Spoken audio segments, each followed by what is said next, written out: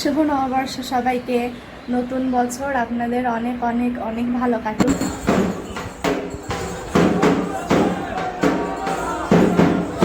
নতুন বছরের প্রথম দিনটা আমি কিভাবে কাটালাম, কোথায় কোথায় ঘুরতে গেলাম, আজকের ভিডিওতে আপনাদের সাথে সেটাই শেয়ার করব।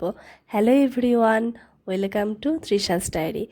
আপনারা হয়তো বুঝতেই পারছেন আমার গলার ভয়েস বেশ ডাউন। আমি জ্বর থেকে সবে একটু রিকভারি করেছি, ঠান্ডাটা এখনও বেশ খানিকটা আছে। তারপরেও ভাবলাম আপনাদের সাথে নববর্ষের কোনো ভিডিও শেয়ার করা হয়নি, ছোট করে আপনাদের সাথে একটা ভিডিও শেয়ার করি। নববর্ষের দিন সকালবেলা স্থিতিকে সাথে নিয়ে চলে গিয়েছিলাম জয়কালী বাড়ি হাজরা খেলা দেখার জন্য। আমি এই প্রথম হাজরা খেলা দেখলাম, এর আগে এতগুলো দলের হাজরা খেলা একসাথে আমি কখনো দেখিনি। আর স্থিতিও এই প্রথমবার হাজরা খেলা দেখলো। তো সকালবেলা মায়ের মন্দির থেকেই আমাদের নতুন বছরের নতুন দিনের একটা সূচনা শুরু হয়। হাজরা খেলা হচ্ছে বাংলার প্রাচীন লোকজ ঐতিহ্য, যা মূলত গাজন এবং চড়ক পূজাকে কেন্দ্র করে পালিত হয়। বাংলা বছরের শেষ দিকে অর্থাৎ চৈত্র সংক্রান্তির সময় গাজন উৎসব চলাকালীন এই খেলা বা নৃত্য পরিবেশিত হয়। গাজনের সন্ন্যাসীরা বিভিন্ন দেবদেবীর যেমন শিব, কালী বা মহাকাল সাজে সজ্জিত হয়ে ঢাকের তালে এই নৃত্য প্রদর্শন করেন। ভক্তদের বিশ্বাস অনুযায়ী এটি ভগবান শিবের আরাধনার একটি অংশ। হাজরা পূজার মাধ্যমে অশুভ শক্তির বিনাশ এবং লোকালয়ের মঙ্গল কামনা করা হয়।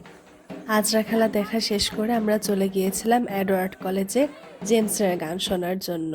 সারা পাবনাবাসী এই দিনটার অপেক্ষায় ছিল এই লাইভ কনসার্ট দেখার জন্য।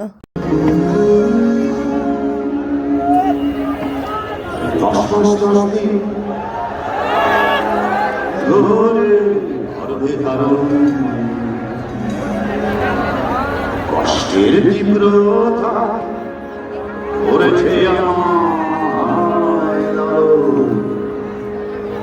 কথা কথা না বলে হারিয়ে গেল বান্দরের বাঁধন কোথায়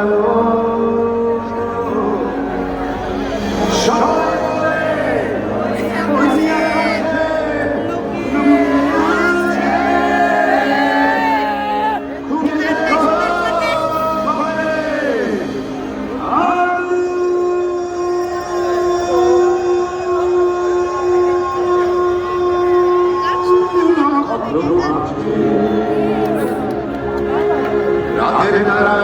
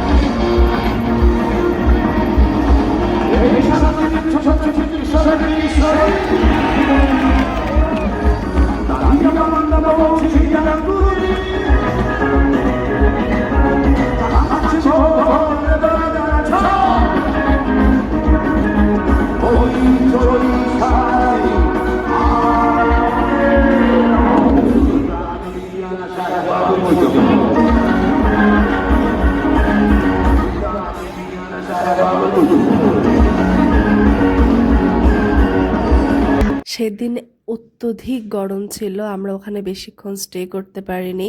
ওখানে সবারই কম বেশি কষ্ট হচ্ছিল। তারপরেও দেশ বরেণ্য একজন নায়কের গান শুনতে প্রচুর মানুষের ভিড় ছিল।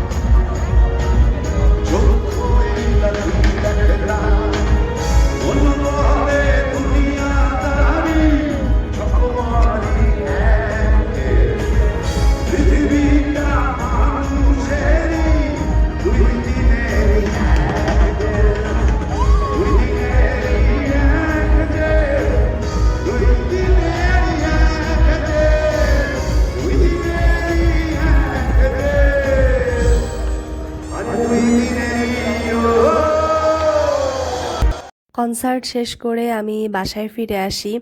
বাসায় সেদিন সকালবেলা পান্তা, ইলিশ, ভর্তা, বড়া এগুলোর আয়োজন করা হয়েছিল।